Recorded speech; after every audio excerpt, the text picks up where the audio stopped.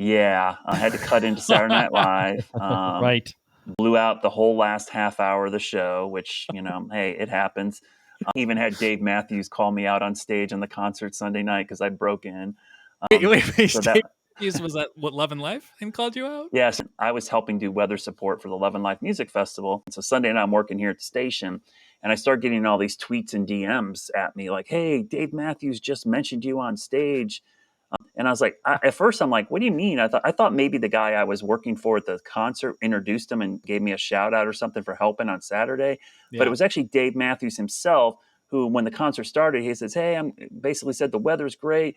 I was kind of mad at your weather guy last night for cutting into Saturday Night Live. I was trying to watch, but he did a great job tracking that tornado." And so everybody knew immediately who he was referring to. And so, does our marketing department know that Dave Matthews watches WCNC? Well, Megan Bragg was all happy to tell me too on Monday, and it was kind of funny. So I'm like, oh man, he kind of was mad I cut in, but he also gave me compliments that I did a good job tracking the tornado. So I was pretty happy. I don't know how I missed that story. All right. So that was kind of my highlight of the weekend after a long weekend to have him say I did a good job.